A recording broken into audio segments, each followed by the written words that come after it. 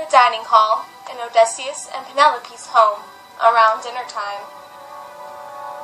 The wooers are all gathered around drinking wine.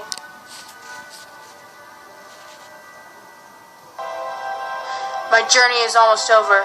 There is only one more task to do before I can truly return home.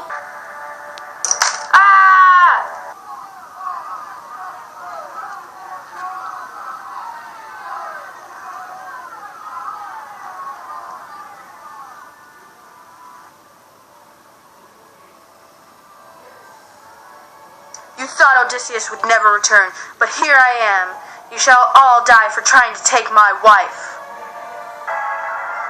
This man will not stop till we all are slain, so we must fight back. No!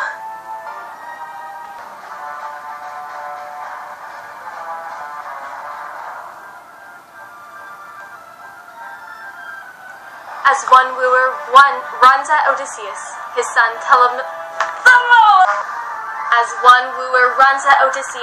his son Telemachus blocks him and stabs him with a spear.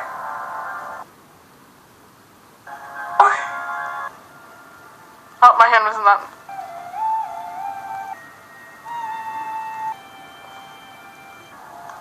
Telemachus then runs to the armory room to get more weapons and armor to give to the swineherders, who are also fighting for Odysseus.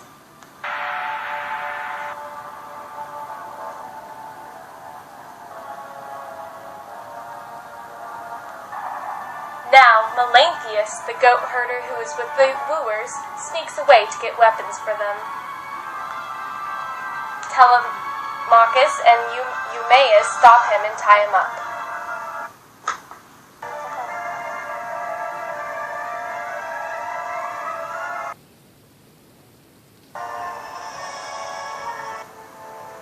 Those of you who are still alive, come to me and throw your spears at that fool Odysseus.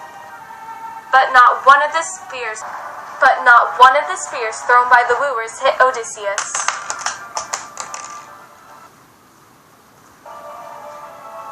Now, men, throw your spears at these ungrateful jerks.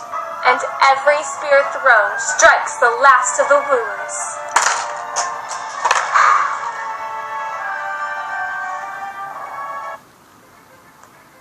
We've won! Yoo-hoo! Yeah!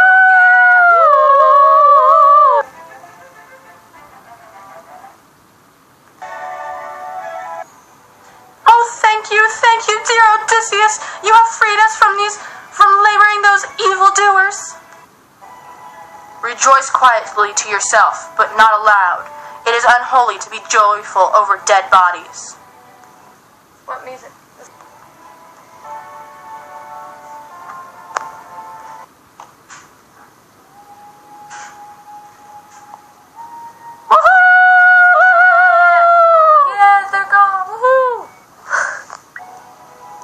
I must go and fetch the mistress, Penelope.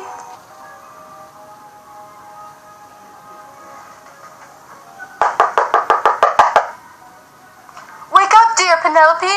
Come and see what has happened. The dreadful wooers are no more. It was your husband, Odysseus, who slayed them. I think that cannot be true. Indeed, it is true. Come now and see.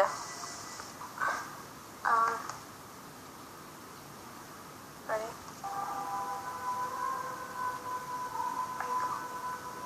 How could this be true? How could he be here? And how could he have slain all those men?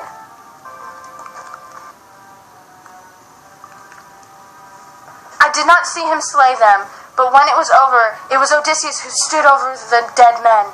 Come with me now, so that you no longer suffer from your heartache. Oh no, Odysseus could not have returned. It must have been some death god punishing the wooers for their injustice. No, it is Odysseus.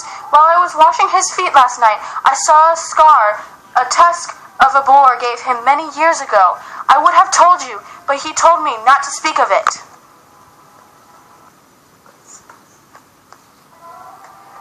The nurse then took Penelope by the hand and led her where Odysseus was standing. But Penelope gazing at him. "Mother, what is wrong with you? This is my father, and you do not go and welcome him at all." "My mind is amazed. I have no strength to speak or even look at him. If this is really Odysseus who has come home, we must prepare a room for him." Go, son, and get cleansed in a bath. I will stay and talk to your mother.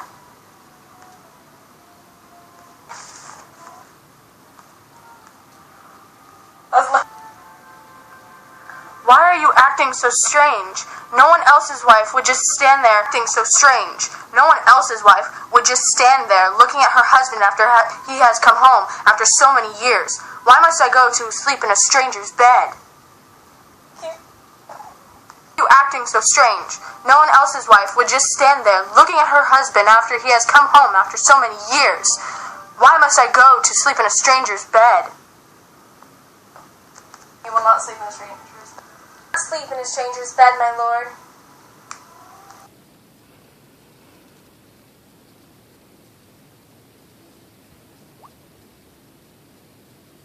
"Please prepare a bed outside a room."